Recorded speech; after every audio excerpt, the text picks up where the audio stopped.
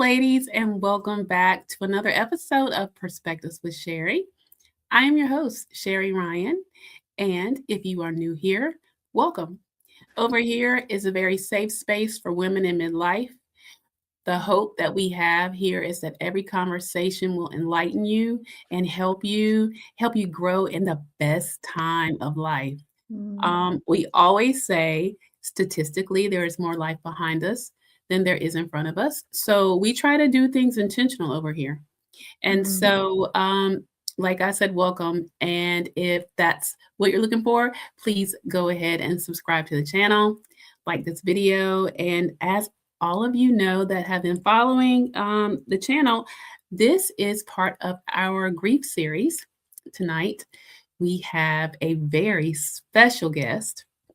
And I would love to tell you a little about her before we get into the interview. Um, our guest tonight is Destiny Rael, and I did say her last name correct. Yes, Okay, Rael. Yes, you did good. okay, I just want to make sure. And she is a trauma-informed life and grief coach, group facilitator, and trained grief specialist. Y'all, we need her. Oh. Who walks alongside people navigating loss and life transitions that Mm. change everything. After the sudden passing of her brother Joseph, Destiny's world shifted forever.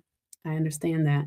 And her Mhm. own grief became the foundation for the work she now does. Through her coaching, she helps people move through pain with honesty and compassion while guiding them toward grounding, meaning, and direction as they begin rebuilding their lives. Her approach blends emotional depth, spiritual support, and practical tools, helping people reconnect with themselves, honor what they've been through, and create a life that fits who they are now. Destiny, I am so honored to have you on this channel tonight. Thank you so much for being here. Thank you so much for having me. I'm honored to be here and share this space with you. And just hearing that back, it just, really anchors in what the conversations like this and how needed they are to, for your audience, for us. I Yeah, need that back. Yes, we all need, that support. we So do. We do. So thank you again so much. So we're going to get into the interview now. And yeah. so my first question for you, Destiny. Grief after the death of someone we love can feel overwhelming and disorienting. Trust me, I know. Mhm. Um, from your own experience and your work with others, what is grief really asking us in those early days? Because I'm kind of early in, just 2 months Yeah. since my brother's passing. Yeah. Gosh, and I know you've shared that, and that's what connects us as both of our brothers. So, Mhm. even as I'm just for your audience, and it might be helpful to understand. You said 2 months. My brother, it's been 15 years. Just Mhm. his anniversary was January 8th, and his birthday January 6th. And I just bring that up because I would imagine by the end of our conversation, hopefully there's an understanding that yes, there's those raw initial, moments, but that we live with our grief and it doesn't just go away. So, to answer your question about those, the early moments, those disorienting, raw, overwhelming, I guess the raw stages is the Yeah. how I would, and what is grief asking of us? And my experience is that it is asking us to grieve and to be present and permission to grieve. You know, I don't want to come that I have all the answers here because it's from a lived experience. I think each individual, including yourself, that your grief is asking of you. And that would be what I'd ask, what is my grief asking of me right now? What I've learned from my own experience and just hundreds of people I've worked with in grievers, and not just in a professional now in my work, but just friends and family, is it comes down to that permission. I think our society, grief, there's the language of that has to be moved on or Mhm. overcome or it needs strength or it needs, all these external things that grief needs. And I would, again, my experience is grief really needs your presence, your permission, and it doesn't, it's not something you move on from. It's something you experience. And especially in those early days where it really is, it's like it's just moved in. It's Yeah. moved into your life and in your house unexpected. It's bombarded your entire world. Mhm. And you can, and you probably will fight it, and you probably will be mad at it. Like, what do you mean? You just came and disrupted my entire experience, an entire world.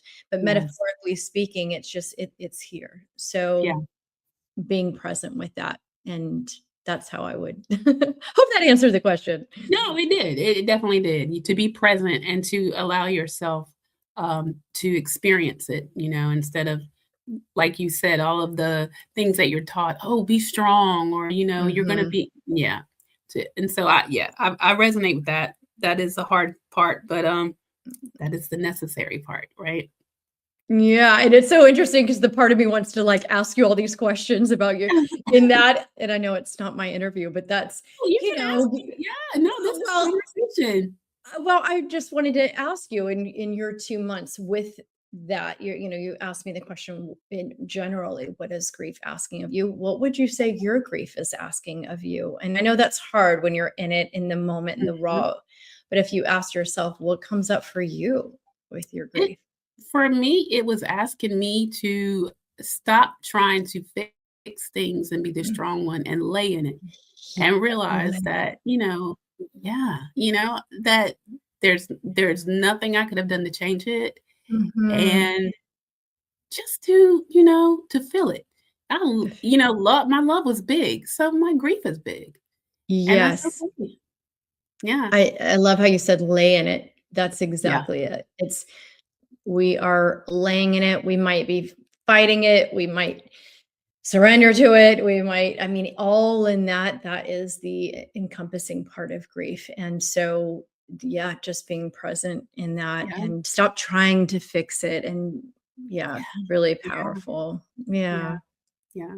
So thank you for that, for letting me express that. Because yeah, no, that's where I'm at, and, it actually helped me because I was in the fight mode in the beginning, like, "Oh, no, Mhm. no," so, yeah, Yeah. that And yeah, we're not our I think there's a bigger conversation happening around grief, even just you having this conversation, which is, I'm so grateful to you and the work that I do. And now, of course, my algorithm is filled with grief space. So I'm sure that, that's because that's the world I'm in. But just in general, we're still not really, you know, society isn't set up to give space for that grief in the agree. presence.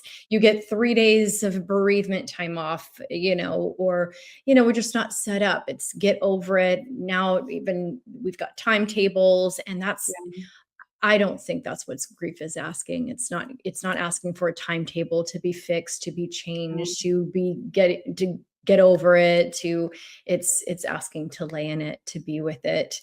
It's yeah, going to be with you, and so, yeah. yeah, yeah, okay.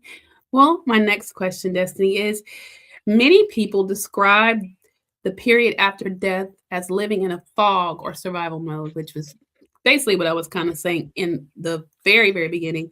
What is happening emotionally and neurologically during that time? And how can people be gentle with themselves through it?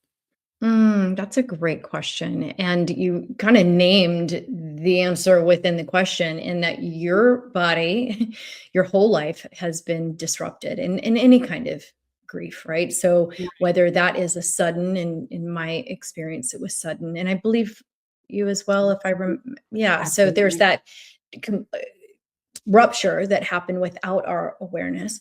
But even those that have, let's say, had a sense of their caretaking, or they're watching a loved one, in an anticipatory grief.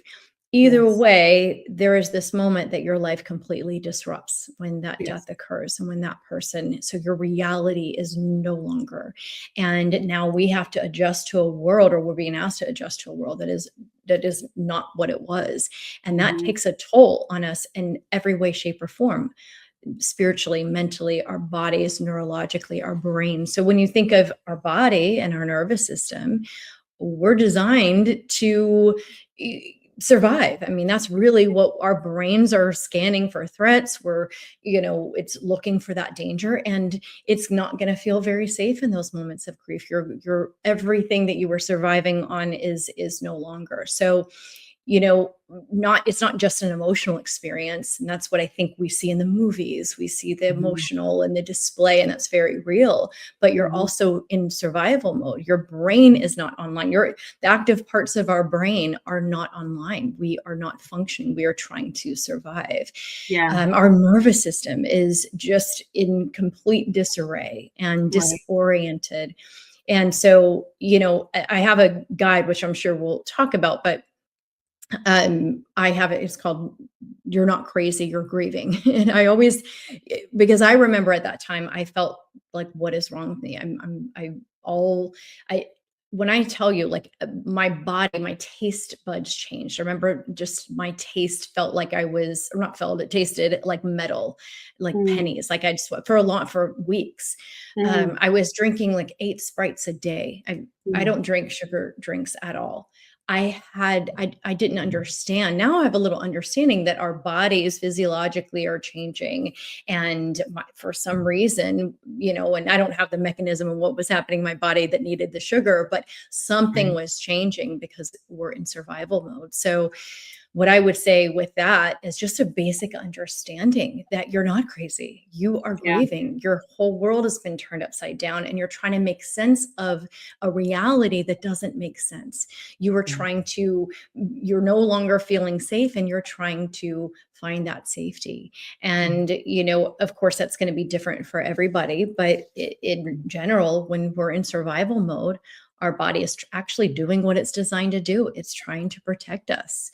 And so, and from the neurological or like the brain part of us, we don't have the capacity that we usually do, even when we're overwhelmed on a normal day, right? If we have too many tabs open, we've got, bills to pay, that in and of itself can be overwhelming. But when you've got just now this life altering shift and change, and it's you can't see clearly, quite literally. Your brain doesn't have that capacity. So I encourage just that awareness and understanding, the grace for yourself. And, this is a tricky one, because as I can hear myself saying this, but it's not always easy in those early days. You may not want to eat, or you may not have an appetite, but I would encourage that's where we need to be really present in our bodies, to just be present, whether it's making sure we're drinking our water, eating, even if it means allowing people to bring us, food or nurture and care for us. That is what our, bodies are needing, is just that functioning, breathing, water, hydrating, and if we can, even eating. And I can hear the resistance. Well, I can't sleep, or I can't eat. And that is very normal part of the grief process, of course. But if we can get into those moments of just presence. Agreed. Okay. We talked about this a little bit when we did our first conversation off camera. And one of it is, no two people grieve the same way, even within the same family. Why? Yeah. Why is grief so personal, and what damage can comparisons or expectations cause? Because, that's my family. You know what I mean? And I hear that so much. There's a few things within that. Just like you and I have talked about, we've come together, and we're not in the same family. So I acknowledge that, but just, we have this shared understanding of just sibling loss, losing our brothers. And even from what you and I have shared together, we were close to our brothers. So we're going to have this relational understanding and connection on that. Yet it's still very unique. My relationship with my brother is very different. My relationship to myself, because of my brother, is different. It's not just that we're grieving the person, in our case, our brother. We're grieving parts of ourselves, a history, a life, a future. There's so, and then that ripples, there's a ripple effect to that. So within our family, so whether, for example, my mom, her grief experience is very different. And there's some, of course, shared understanding that I feel like my mom and I can talk about things about our grief, because it's like we're going to be the only one that understands. And yet Right. there's something we deeply don't understand. Yes, we're grieving my brother, but she is grieving her role as a mom and her relationship with my brother. And I'm talking about, that type of the personal relationship there. Every relationship's different. If there's things left unsaid, if there's an estrangement, so that's why I think the relationship with a person is just one aspect of the grief. And so no, grief is, yes, there's this universal understanding of grief. And then it's very unique. And I see that, and I apologize. Of course, we're doing a podcast and apparently they're doing work outside of my apartment. So I hope you don't hear that. I'm so sorry. Okay. No, that is I'm totally sorry. fine. I'm sorry. No, we can fix that. Totally. It's fine. Okay. I just want to give if you hear it, that's like, of course, today. But that's a symbolic of what grief does, right? It just shows up.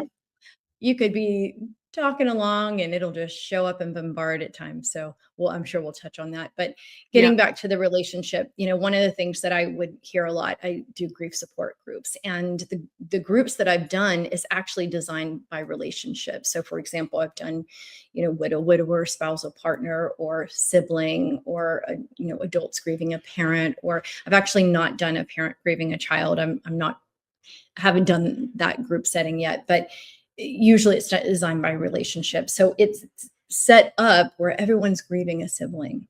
And yes, there's this understanding, and yet every single person had a different experience, and with their family members and friendships.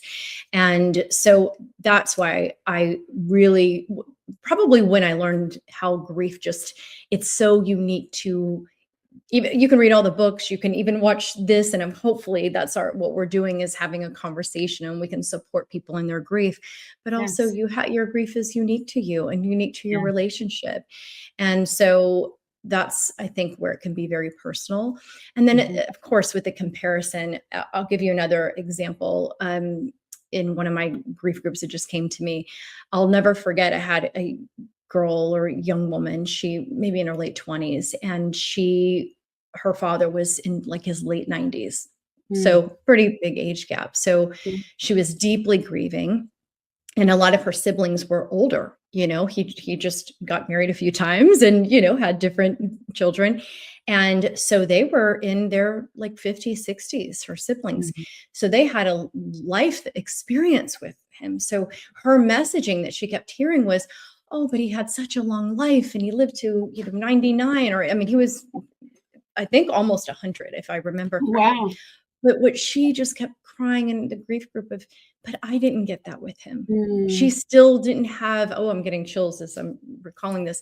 She didn't have, he's not going to walk her down the aisle. Yeah. She wasn't going to have him for, future children that she would have. She get the adult life that she wanted with him. So her grief was just as relevant to her, but she felt like her messaging was getting that it wasn't, because of how long he lived. And so I always think of that as a real life example that even taught me in that moment.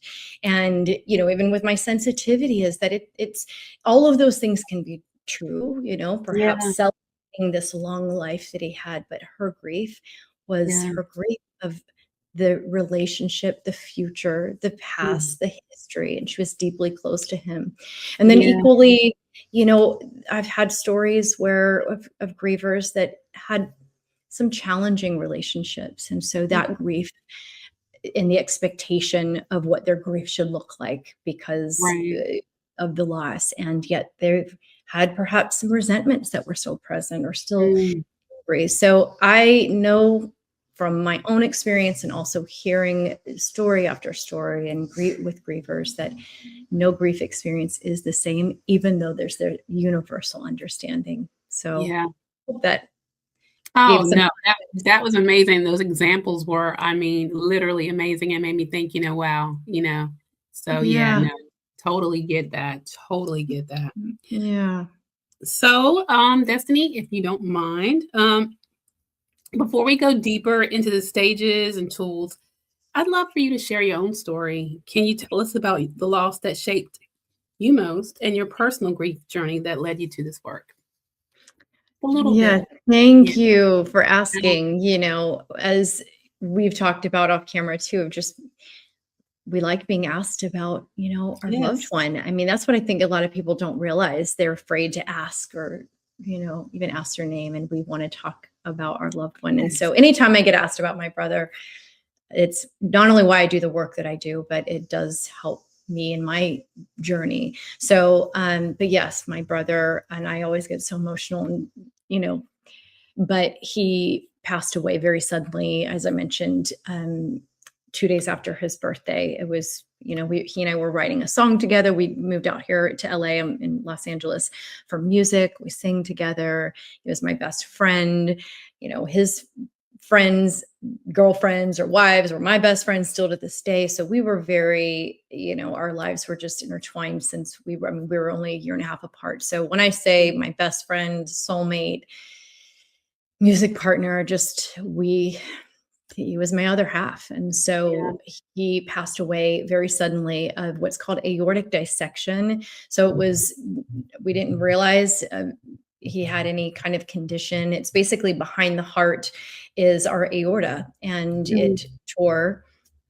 And so it was just one day, I'm okay, I'll talk to you tomorrow. And we had plans that Monday. I was going to bring him, his birthday stuff, and he didn't show up at work, and Mhm. suddenly passed away. So when I say like my world, and not just my mind, but my family and my mom, I mean, it completely turned upside down, and the tragedy of that. So um it was not an overnight that I started doing this work by Yeah. any means. I Right. mean, everything we're talking about of just, I think, functioning through life for I felt quite a long time. I felt like just waking up was a task, and just getting through the days. Mhm. I sometimes look back and think, how did I do that? So it's quite interesting. Getting back to your earlier question, we're in survival mode. It's just our bodies are functioning, but we're not really present, and just trying to manage the day-to-day life and the grief. And somewhere along the way, long way, I Mhm. started, opening myself up. I've always really been drawn to service. I was in the Mhm. music industry and trying to be a famous singer and pursuing my Aw. music dreams. But at the same time, it was actually always in some such type of counsel. I used to be a crisis counselor for rape and domestic violence hotline. I was a volunteer, trainer for that. I was a speaker for really in that arena, and that's a different Mhm. part of my story. But I was pretty active still in service work, and always kind of circling around coaching and counseling. But at the time, it felt like it conflicted with my music, and so I didn't. But after my brother, I couldn't ignore that anymore. I mean, everything, as it starts to, your priorities change, what you want Absolutely. changes, who you are changes, what Mhm. you want, your dream, all of it changed for me. Yes. And in some ways it felt overnight. I mean, completely overnight. I mean, I still really haven't sang since, which, we'll see one day. But as Right. far as like that life purpose, it started to shift. And so I started doing grief support groups, volunteering. And there was just this moment of, I feel more connected and alive, quite literally, and on purpose in doing these grief groups than I was in this life I was living, which was at the time I was Mhm. managing recording studios. And so I just really I went back to school for coaching and grief work and grief support groups, and it just led, and well, here I am. So Mhm. I I don't want to imply that it was just this overnight and then became this grief expert, because I don't Right. consider myself a grief expert. I think we're all experts of our own grief, but I Absolutely. do think that, let's put it this way, I didn't come out, when I was little and like, oh, I'm going to be a grief coach, Right. and so it's just a reminder how, our lives can shift, and grief will shape us and can be a part of that. But I do feel very, very fulfilled and on purpose in doing this work. So, and continuing my brother's legacy in doing so. And, Mhm. you know, even his music, continuing his music in doing that. So that's in a nutshell my story, I would say. That's beautiful. There is such a space, and I didn't realize, the algorithm when you're looking up something, then I get a lot of grief stuff, whatever. But I really, I mean, that work because people are so hands off, like, "Ooh, I don't know what to say," Hmm. and we've all in some most everyone has experienced grief in some form. I mean, if you live, you're going to. But Hmm. just some people just, they just don't know how to navigate. So those of you that do this work, I would say, like, you're doing the Lord's work because Yeah.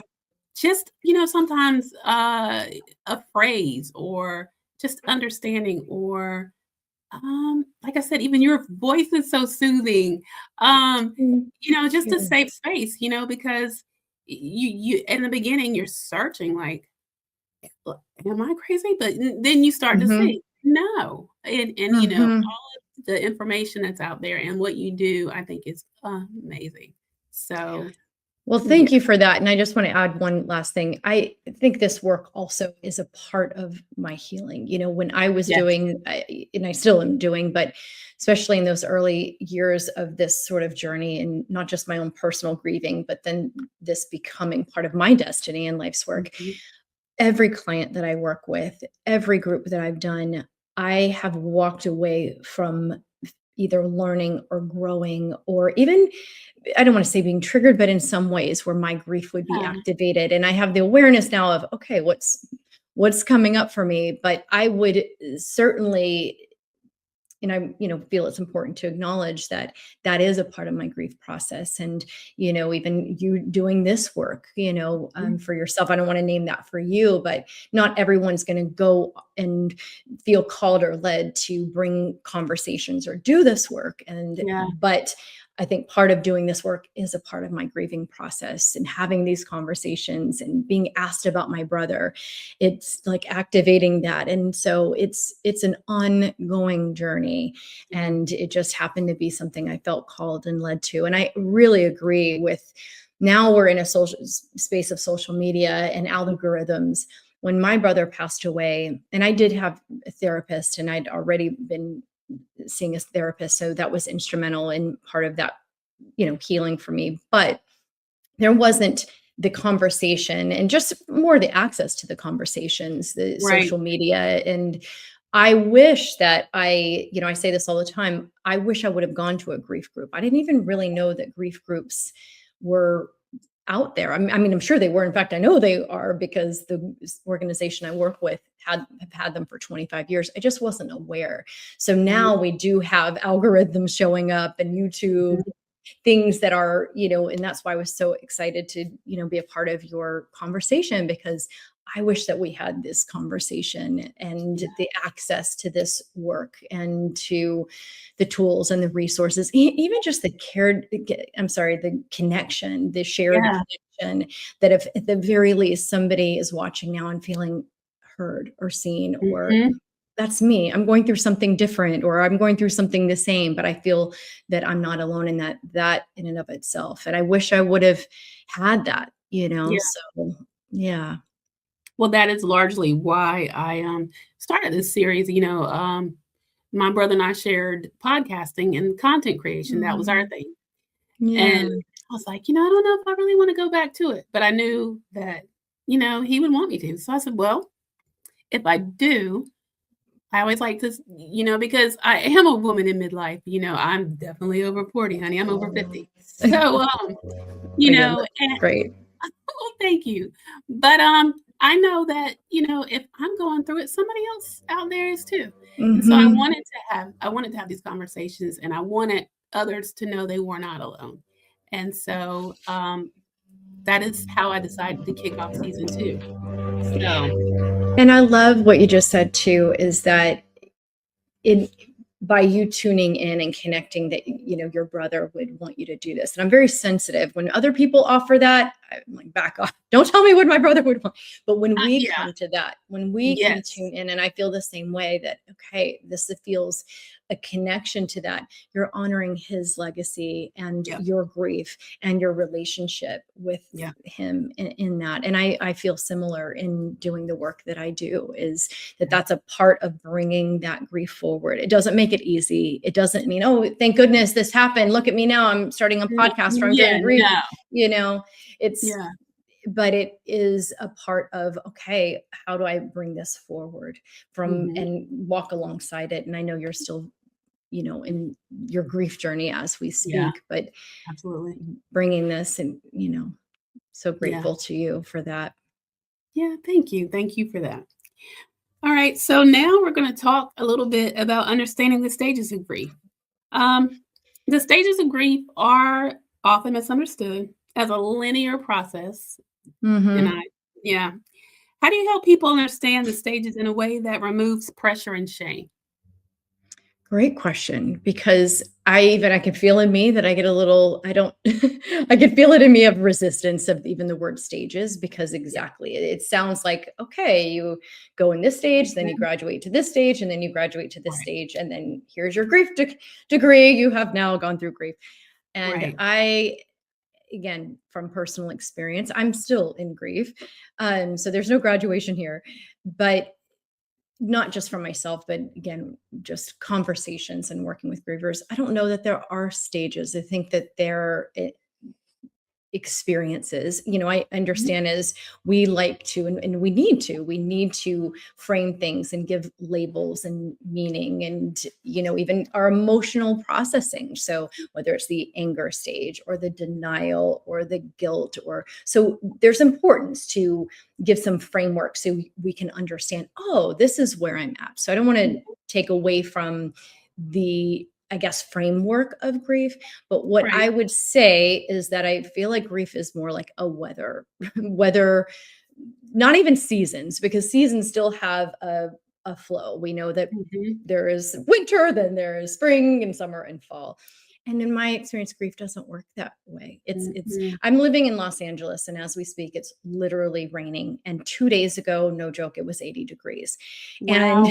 I mean, it Wow. was sunny. It was like summertime and full on. Truly, it was 80 something degrees. And now Wow. I've got my heat on. And if I were to use that metaphor, that's still with a very distinct, it was sunny, now it's rainy. Yeah. Grief, it might be cloudy, stormy, and an hour later, it's, you know, you're laughing at a memory, and then you are in a blizzard has just come and so much has come at you. That's what I would describe grief in the stages. So Okay. bringing the stages of anger, you might in a given moment feel really angry, and something is in your grief, and we need to experience that, and then be Mhm. laughing at a, you know, memory, and Yeah. then overwhelmed in a moment. So that is why I like to, if we're going to use like stages, I've experienced it, is that it's definitely not linear. It's not Mhm. something that we get through and then now we're done with that stage. It's going to show up at different periods. Now, with that said, maybe it's not as stormy and tornado. You know, you maybe as we move through our grief and we have a little Yeah. bit more understanding, we have the tools, we're prepared for the storms that come. We maybe have some forecasting, or we Yeah. have the tools to know when that's coming up, which is different than just the disruption. We Mhm. can move through them with more ground, perhaps grounding. Mhm. But it doesn't mean we don't experience them, the anger and the guilt, and that can come up. And I'll give you another example, if that's okay. Just in my Yeah. own experience, I've just shared, and I'll still keep these details private, but just a friend, a very significant loss recently. And that is its separate loss, that there's grief there. I'm also very close to his wife, and she's one of my best friends. So there's like this different parts of the grief experience, but it's also been bringing up kind of those raw stages of grief for me again. Just Mhm. even as I'm sharing this, I can feel like my chest getting heavy and Mm, just a little labored in that situation because it was tragic and sudden. mhm, So when I say that grief can show up and it's going to show up in different experiences and the stages of emotion, eh, different times during our life. So yeah. that's how I would answer that as far as the stages of grief. What about you? What have you experienced? I know again it's 2 months, but would you feel like Um, there? yeah, for me, and I thought it was odd, but first, of course, I was in shock and there was a little denial. Mm, Um, and then very shortly after, there was a lot of anger. And mm, from my personality, it was strange. I didn't even know what to do with that. Um, mhm. I Yeah. think though, for me, the anger came from the lack of control. There was Yeah. just nothing I could do about it. There was Yeah. nothing, Yeah. nothing I could, I couldn't help.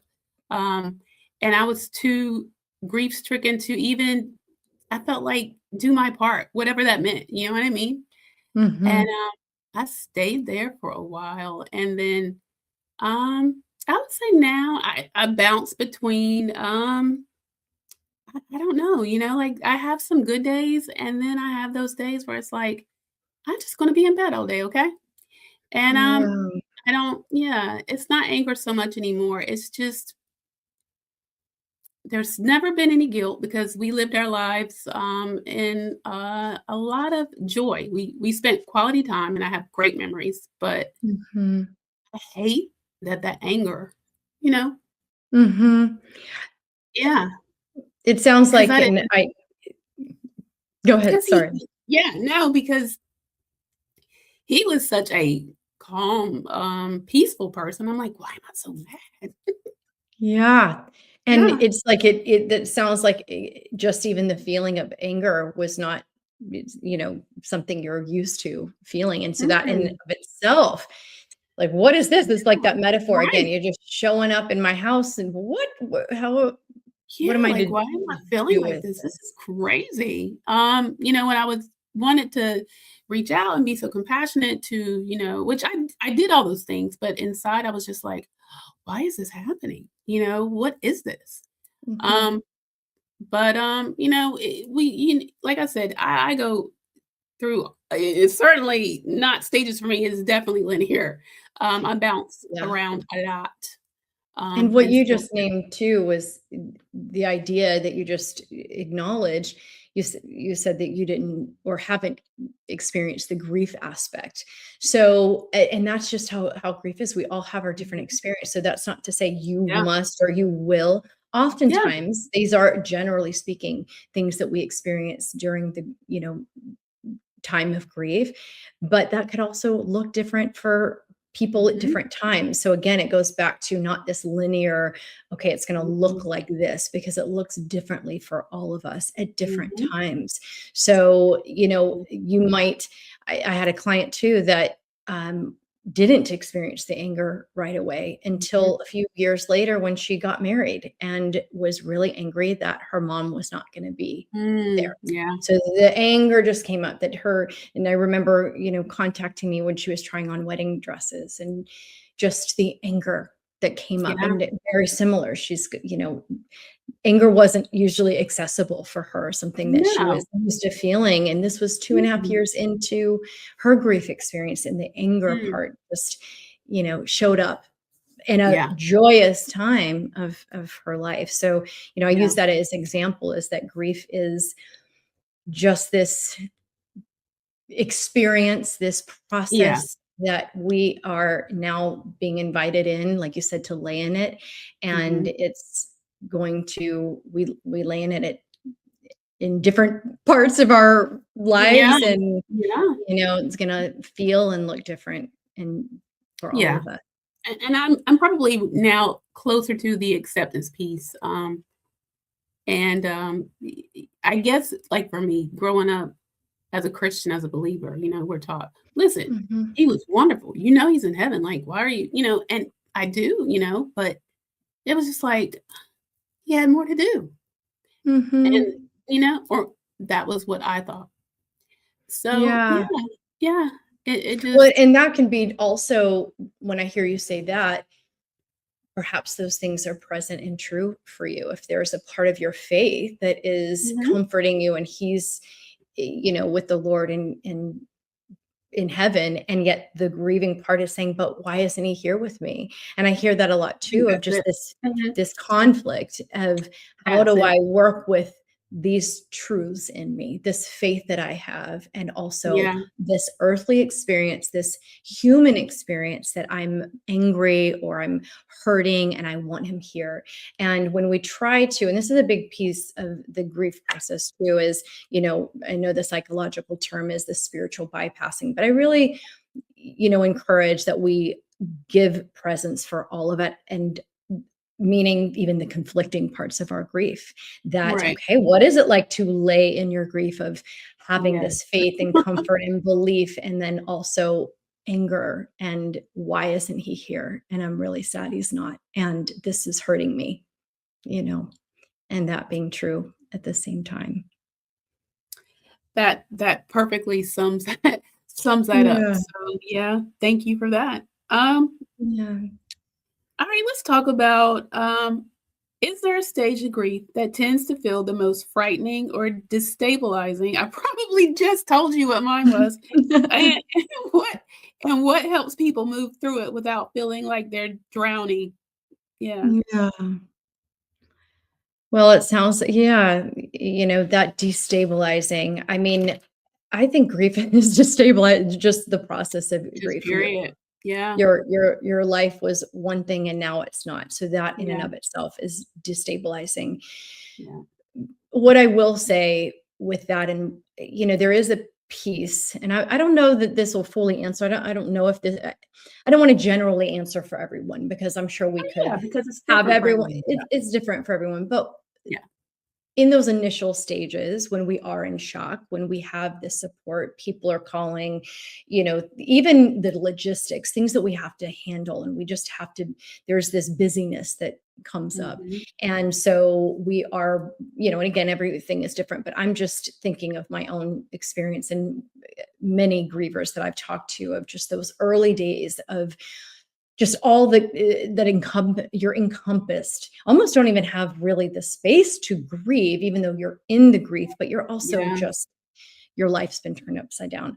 What Right. tends to be destabilizing is when the phone calls start to go away, when Mhm. life has to get back to quote unquote normal, or Mhm. life does go on, right? People are, you, going back to their lives, they're Oh, at the yeah. grocery store, and Yeah. yet you're here, and now you're just laying in your grief. Oh, I'm sorry, I'm Yeah. getting chills. That's usually when my body is responding to something. But that, I remember being very destabilizing, because it's that empty, the loneliness, the isolation, Yes. the Yeah. anxiety that came up Yeah. in that, period of, what now, what does this even mean? And now you're really in your grief. And again, Yeah. not to take away from that period of the Mhm. shock, but it Yeah. is, now you are, and that doesn't mean that your friends or your family members or the support system doesn't care or doesn't love you or isn't even in Right. their own grief,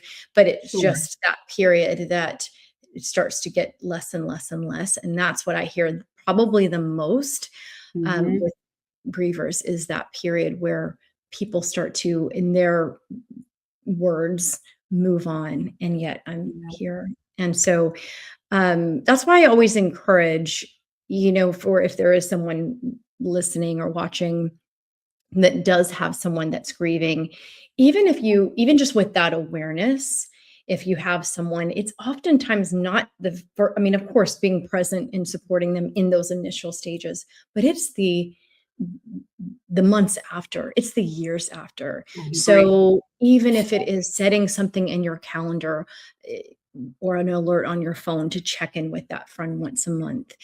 My mom, and she's given me permission to share this story, but when my brother passed away, her neighbor had also experienced the loss of a child, actually two children. And my mom had Mm. said that that neighbor just came over, didn't say anything, there were no words, and just held my mom and held her hands and just was there and present with her, and continued that even well into the months after. And excuse me, kind of with that understanding that that support means more than people know. And it's not just about having the right words or the food and the meals. It's the presence, the Yeah, checking in, the 6 months from now, not necessarily even on the anniversaries or the birthdays. It's the random Tuesday. Hey, I yeah, just am checking on you. I'm thinking of you. I know it must be really hard right now. yeah. And so I know I kind of went a little off No, on the that's question of good. just the destabilization with maybe with something that supports, but it's usually that I Yeah, hear that it's just really disorienting of, yeah. No, yeah. that's good. That's really, really good. Um, so let's talk about when grief resurfaces without warning. Grief can hit out of nowhere, and through a smell, a song, or a memory. What grounding tools or practices do you recommend for those unexpected waves of grief? Yes, that one is a big one because I wish I would have, when grief, they call them like the grief outbursts or the grief Yeah. bursts or triggers, that they just, like you named, they can come out of nowhere. And Mhm. your body is responding before your mind even can catch up. Yeah. So, like you said, whether it's the song, the smell, your body is in true survival mode, and that feels like a threat. And so, as far as a grounding tool, two things with that. One, acknowledging, of course. Early in my days, I remember so many things set me off. I mean, I thought I was shielding, couldn't watch TV, didn't I turn off the radio. I didn't want to be around anything, anyone, everything felt just too close to like a danger, truly. Yet you go to the grocery store and there was the tea, the blueberry pomegranate green tea at Trader Joe's, and just seeing that and crying my eyes out because I remember my brother calling me and like, you've got to try this tea. We always would do that. And just that, I mean, I talk about destabilized, just my heart starts racing. I can't breathe. I didn't have the understanding of what was happening, and I had to run out of the store. I could give you, we could have a whole podcast truly on my own personal grief triggers, that rather than even just the universal triggers, because Mhm. those moments happened so often. Mhm. What I found to help, and now even just with my understanding in the grief work, is that in those moments, if we can, we need to get back into our body and our safety. And it's not that we're Mhm. denying the emotional process or the grief, but something tactile, something getting us, present. So even if it's just bringing it back to our breath, even just noticing, like, I'm having a grief moment. I am Mhm. having a grief burst right now. I need to go out into my car. And in some of those moments, I just would go in my car and bawl my eyes out, Mhm. quite literally, allowing that release, getting grounded in something, whether it's sensory. If you have like an ice, if you can get something cold, if you happen to have, and again, these are hypothetical moments, but if you happen to have an iced coffee in your car and you can grab the ice, or if you can get out and, you know, touch something, Mhm. see something, just getting yourself back into your body and in your present state, that can be really helpful. Of course, if it's something that it is so destabilizing, if there's a friend that you can even call at any point, maybe even let that friend know, hey, I'm going to have you on speed dial when I have these moments. I'm Mhm. gonna even you don't even have to pick up, but I just need to know that I can call you, or Yeah. texting you. Just knowing that you have that support system, it will signal to your brain, I'm safe. I'm gonna call Yeah. Sherry. She's told me Yeah. that in these moments, I'm calling her. Even if I know you may not be able to pick up and you're, on a podcast, I know that I can call you. Yeah. or I know that I can go outside and take my shoes off and just feel the grass, and that's going to bring me Mhm. back into my body. So you really want to give your body a reminder that you're safe in that moment. And Mhm. again, if you can, even if it means, okay, this song is making me really sad, or and you have that grief process, but providing that safety. So texture, breathing, sensation, Mhm. having someone on speed dial, support. Okay. I hope that's helpful. Yeah, Just no, those are all practical tools. grounding Yeah, tools. those are all tools, yeah, that we can use, so thank you for that. Mhm. Um, and then, after someone dies, many people experience guilt, anger, regret, unresolved feelings. We talked about that a little bit. Mm, They weren't mhm. prepared for. How do you help people Yeah. process those emotions in a healthy way? Yeah, I love that. We have talked about that, Good, yeah. in a lot, and I think that first thing I wanna acknowledge is support and having a support system, and I don't wanna just say, like, professional support, but I think this is really when whether it's a coach or a counselor or having an individual therapist that specializes grief informed. I Yeah, really want to make, you know, a grief informed specialist to support you in that. I can't emphasize enough a grief support group. mhm, And there's two reasons why I want to offer this is that like we've been talking about in this moment, even what the question is, there is a range of emotions and experiences that is a part of the grief process, and having someone that can hold that space with you, that can give you that space and that presence, and even mhm, perhaps offer the tools and the resources when and if needed is, really, it's like if you were not feeling well, you might go to the doctor, or you might, right? go to a physical therapist to help. That's what we're it's safe to do that. We're taught Mhm, to do that. With grief, we don't think, oh, I need support and I need a healthy, safe space to grieve.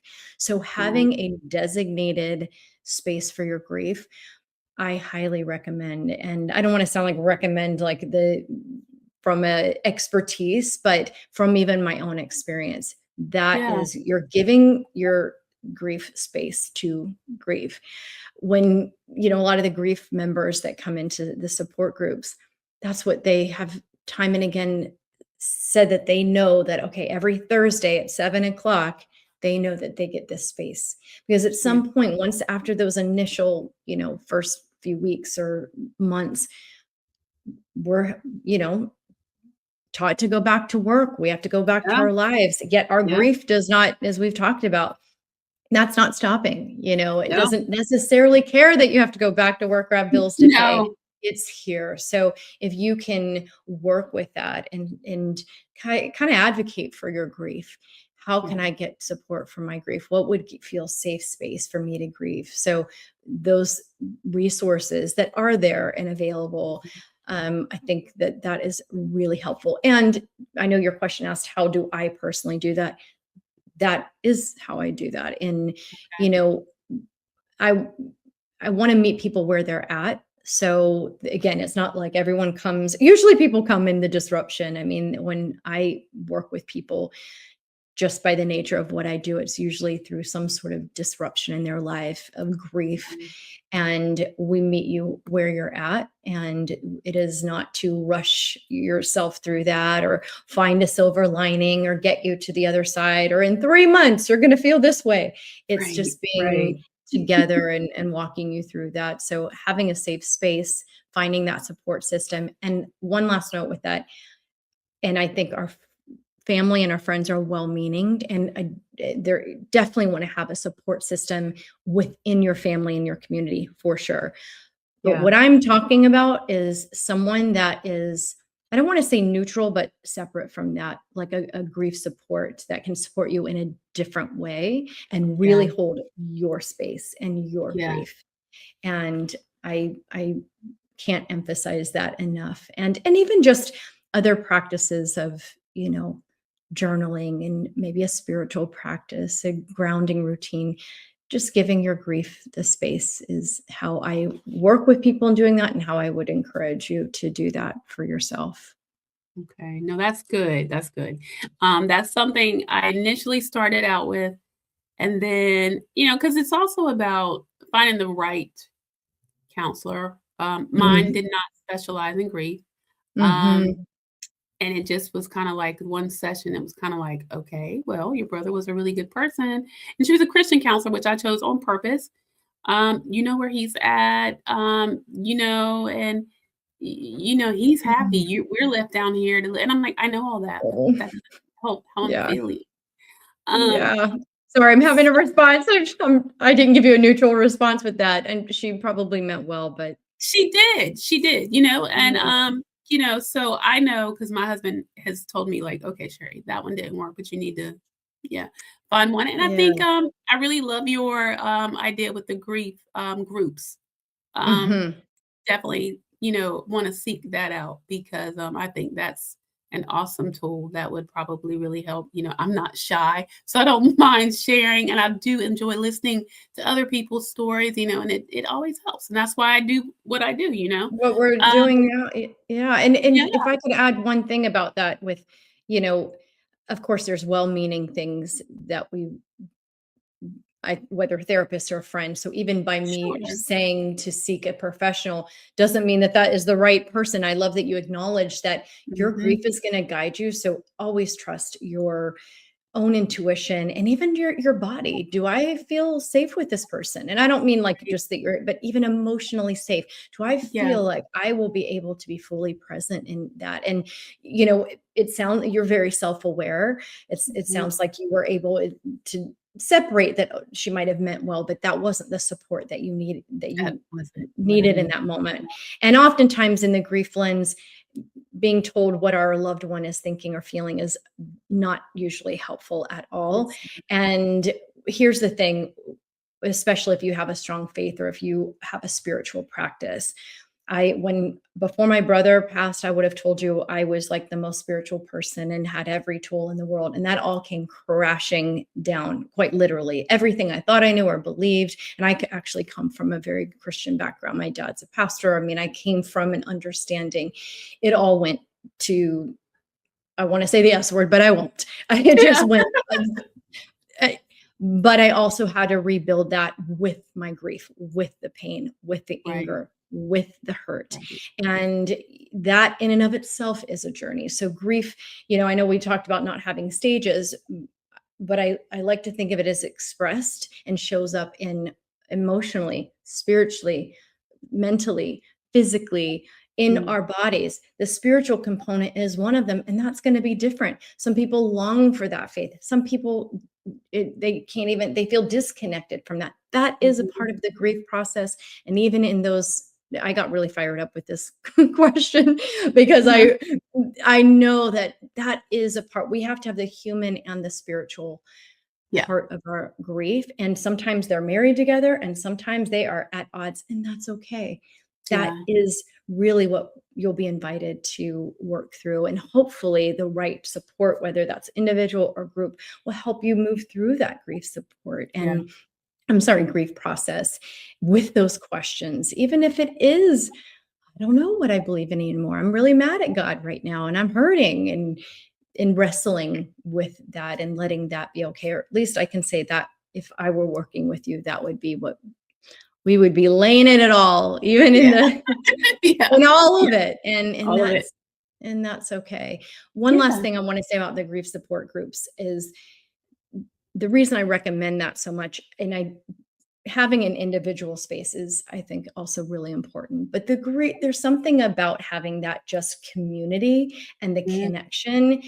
And I we're part of the grief club now. I even how yeah, you and I connected. It's even though yeah, there's some differences, there's this understanding. Yes, I get it. I've lived that too, totally. and I understand. And also some of the differences that can in a Mhm. way connect you. Yeah, So that's what I witnessed, now as a facilitator and a support leader, is that connection and sometimes lifelong connections that mhm. carry on after. So really encourage that support system.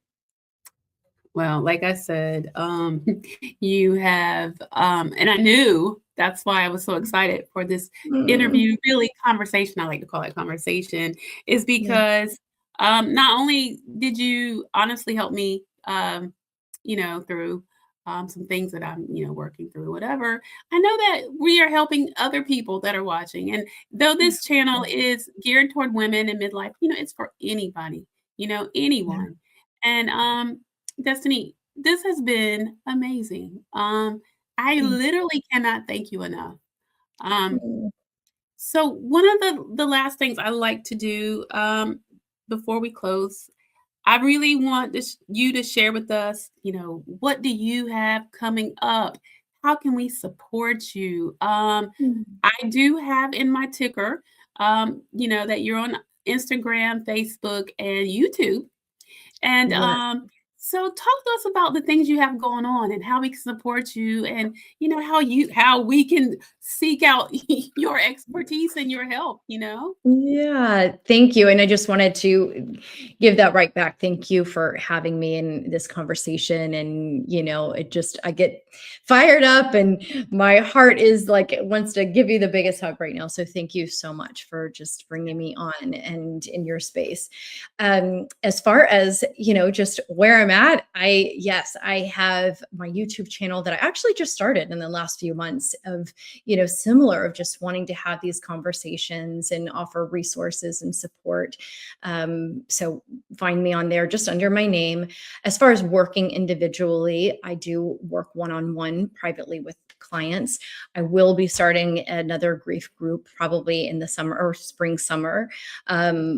But as far as like just the one-on-one, that is on my website and I'm happy to send you the link. I always offer a free call, there's no obligation. I'm not a sales pitch it's really just, oh, something just dropped. Okay. See, things just come up.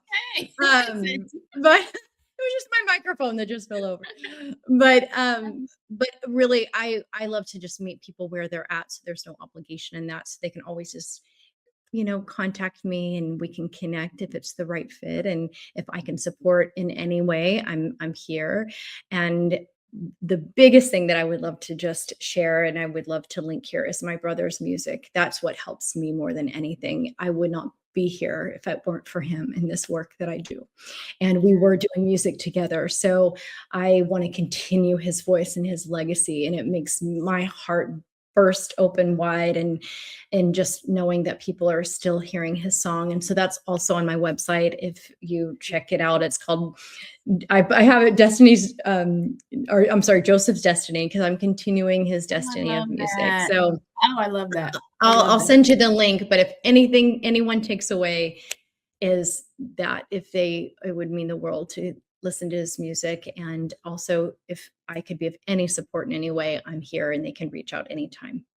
That is awesome. And I will let you all know, all you viewers know, as I get these links, I'm going to have that pinned in comments and also in the description so that you can definitely support and, get all of these wonderful things that she has to offer, these Yeah. tools. And yeah, so again, thank you so much, Destiny. I always like to give my guests the final words. So the floor is yours before we close. Oh, thank you so much. And I was just going to say, I also have that free guide that I mentioned. You're not crazy, you're grieving. It's just like it talks about the different ways that grief shows up. So I'll give that link if that's helpful for anyone.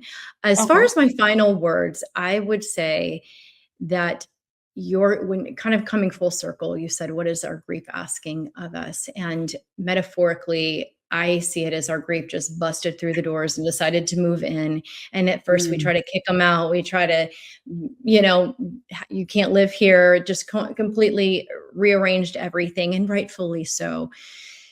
But when we can be present with our grief and recognize, all right, this grief is now living with me, and there's going to be bad days and perhaps some days, even some good days that we allow in because it's a part of me, it's a part of my life. So when we can at some point acknowledge that this grief is with me, that's an integration. How can I learn to live with this grief? What would that look like? And letting your grief guide you forward. It's not about Mhm. moving on. It's not about getting over it. It's not about being anything other than where you are right now with your grief. And that's really the marriage, if you will, and relationship with your grief and letting it be where it's at. So that would be my last words, plural. For this, yes, for this podcast. Yes. Yeah. Well, thank you. I hope that you all have gained, because I know I have gained something wonderful from Yeah. this interview. Please comment. Let us know what resonated with you. If you feel comfortable, share your grief story. If you want to mention your loved one's name, please put it in the comments. I'm going to have Yeah. all those links. Yeah, let's do that. Let's do that for each other. Um, all those Joseph. links. Charles, aka Chuck, aka Chucky. Absolutely. Charles, aka Chuck, and Joseph, and actually, I called him Jobo when I was little. I actually have it tattooed, Jobo. So Oh, I call him Jobo. So yes, I yes, would. yes. Say their names. Absolutely. Yes. Um, so thank you so much for tuning in as always. And as always, I wish you so much love, happiness, and growth. And I bid you all a good night.